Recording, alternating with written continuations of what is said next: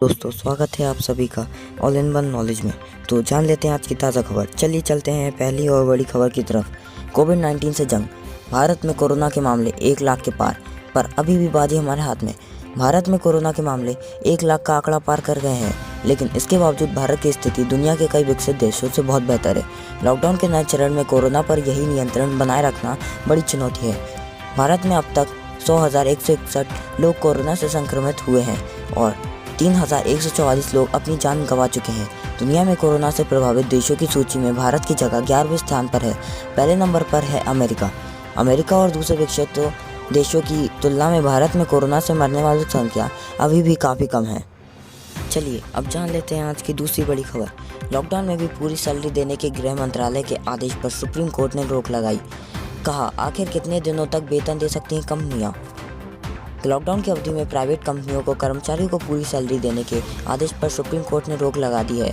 इसके साथ ही शीर्ष अदालत ने सरकार को आदेश दिया कि यदि कंपनियां अपने वर्कर्स को पूरी सैलरी नहीं दे पाती हैं तो उनके खिलाफ कोई एक्शन नहीं होना चाहिए।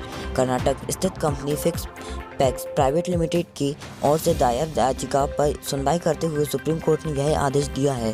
कंपनी ने अपनी याचिका में गृह मंत्रालय के आदेश की वैधता पर सवाल उठाते हुए कहा कि यह फैसला संविधान के आर्टिकल 14 और 19(1)(g) का उल्लंघन है, जिससे किसी भी पेशे, व्यवसाय और कारोबार पर एक कानून लागू करने की बात कही है। इसी के साथ चलते हैं हमारी तीसरी बड़ी खबर की तरफ। राज्य में भोपाल, इंदौर समेत 7 जिले रेड जोन में, बाकी सभी ग्रीन जोन, कोई ऑरेंज जोन नहीं। मुख्यमंत्री शिवराज सिंह चौहान ने कहा कि लॉकडाउन 4 के दौरान लोगों को शाम 7 बजे से सुबह 7 बजे तक कहीं भी आने जाने की अनुमति नहीं होगी। लॉकडाउन फेज 4 को अंतिम रूप देने के लिए मुख्यमंत्री शिवराज सिंह चौहान ने दोपहर में अधिकारियों से मंत्रालय में चर्चा की। बैठक में तय हुआ कि इंदौर, भोपाल, उज्जैन, जबलपुर, बुरहानपुर, खंडवा और देवास रेड जोन में, बाकी सभी जिले ग्रीन जोन में होंगे। चलते हैं हमारी चौथी बड़ी खबर की तरफ। UP lockdown 4.0 guidelines. योगी सरकार ने जारी किए दिशा निर्देश। कोरोना के बीच इन सेवाओं से जुड़े लोगों को मिली छूट। UP lockdown 4.0 guidelines. सभी बाजारों को इस तरह खोला जाएगा कि हर दिन अलग अलग बाजार खुलें और सामाजिक दूरी तथा अन्य सभी प्रकार के दिशा निर्देशों का पालन सुनिश्चित हो।